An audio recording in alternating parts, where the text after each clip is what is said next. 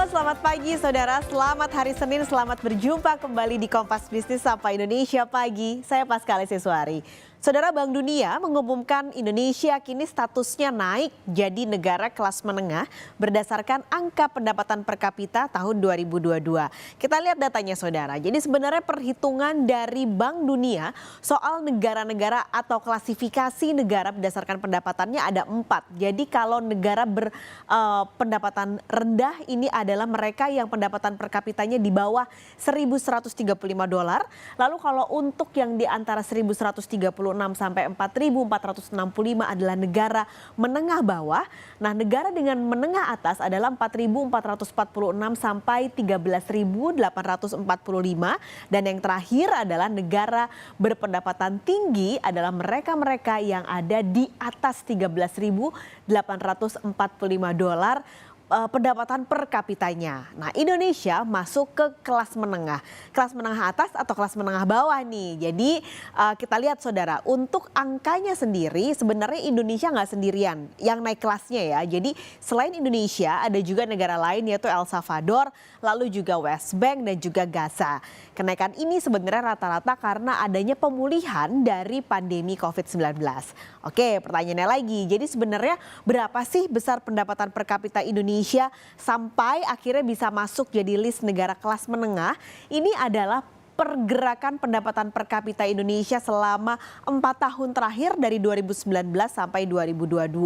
Sebenarnya saudara, Indonesia pernah masuk menjadi negara kelas menengah di 2019, tapi karena pendapatannya turun menjadi 3.900 di 2020 ketika itu ada pandemi, maka Indonesia turun lagi kelasnya. Tapi setelah itu di 2021 dan 2022 secara stabil ini trennya memang meningkat hingga di 2022 pendapatan per kapita Indonesia ada di angka $4.580 untuk pendapatan per kapitanya. Kalau melihat angkanya berarti ada kenaikan sekitar 9,8% dari 2021 ke 2022. Artinya Indonesia masuk menjadi negara pendapatan untuk kelas menengah atas tadi ya, di angka yang diklasifikasi oleh Bank Dunia. Pertanyaannya saudara, apa sebenarnya keuntungan dari status baru yang disematkan Bank Dunia? Kita akan bahas pagi ini bersama Kepala Ekonom Bank Permata Joshua Pardede. Mas Joshua, halo, selamat pagi. Selamat pagi Mbak Riri. Oke, Mas Joshua, jadi pertanyaannya langsung nih, ini untung atau buntung sih buat Indonesia dengan naik ke kelas menengah ini?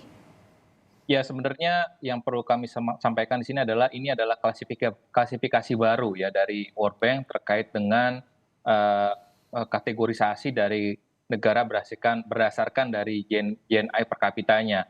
Jadi kalau menurut saya sih ini akan buntung apabila kita terlena ya, pemerintah terlena. Kita sudah upper middle income, tapi pertumbuhan kedepannya mandek ataupun stagnan.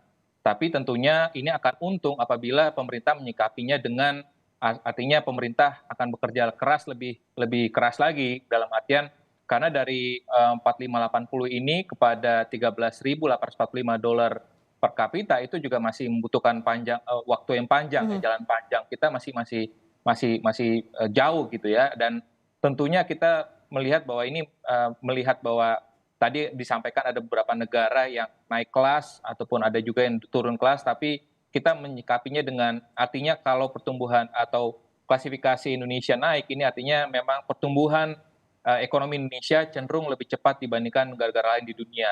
Dan ini tentunya menjadi salah satu tidak terlepas juga ya dari beberapa kebijakan pemerintah pada saat pandemi, karena kan kita turun klasifikasinya itu pada saat 2020 ya, pada saat kita menghadapi pandemi. Jadi artinya kalau kita sudah kembali lagi ke level upper middle income, negara berpenghasilan menengah atas, tentunya ini juga tidak terlepas juga dari kebijakan pemerintah dari PCPN, dana PCPN dan juga bagaimana reformasi struktural yang dilakukan oleh pemerintah pada saat pandemi sekalipun, dan juga kita melihat transformasi ekonomi ya yang bagaimana mendorong hilirisasi SDA.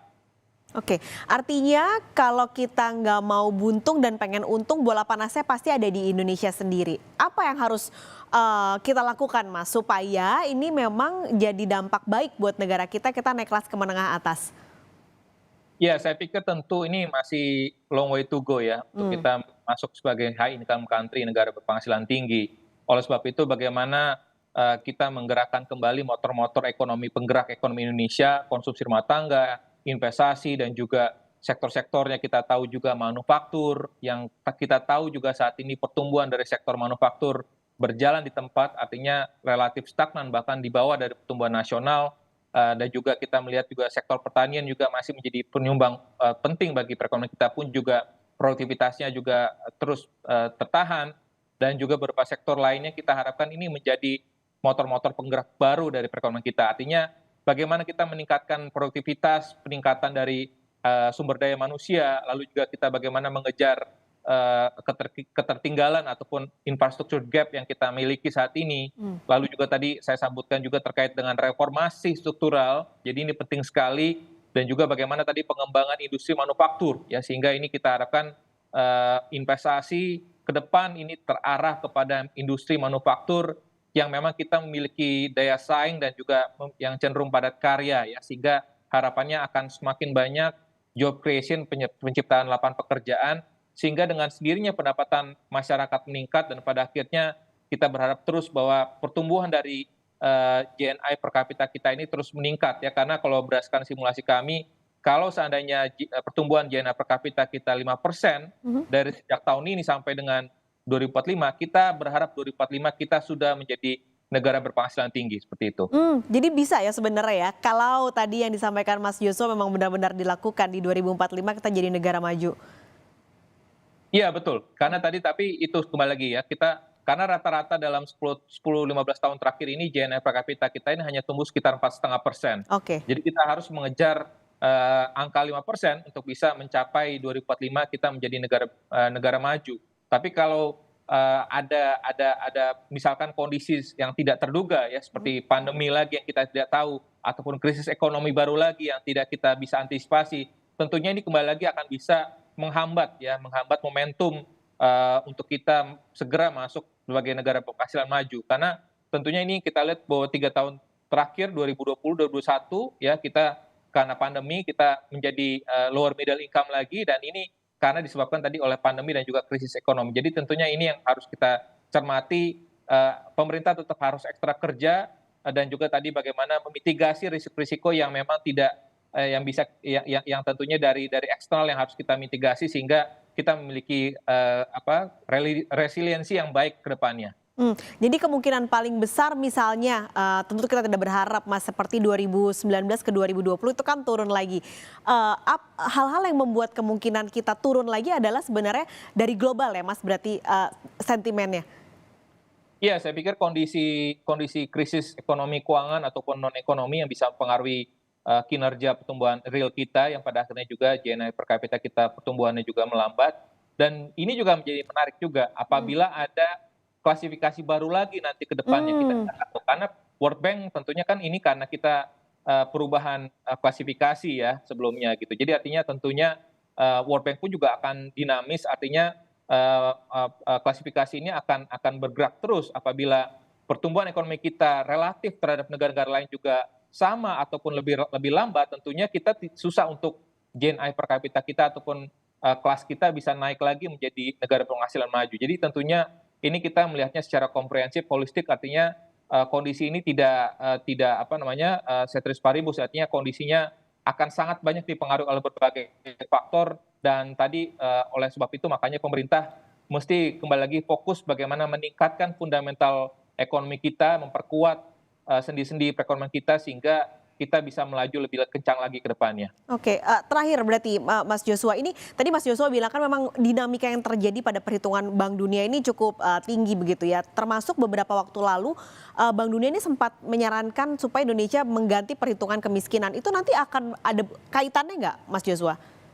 Ya tentu ini Bank Dunia juga menyarankan pemerintah Indonesia untuk melakukan klasifikasi lagi ya terkait dengan kemiskinan yang tadinya $1,9 menjadi per kapita per hari menjadi $2,15 per kapita per hari. Karena ini saya pikir ini juga sebagai konsekuensi dengan kita sudah naik menjadi negara berpenghasilan menengah atas. Namun demikian kita kembali lagi ini harus kita cermati adalah masyarakat rentan ya, artinya yang di atas dari garis kemiskinan tapi sebenarnya ini cenderung rentan untuk masuk di bawah garis kemiskinan, ini benar-benar akan bertambah ya, sehingga artinya penambahan jumlah masyarakat rentan ini harus juga disikapi oleh pemerintah.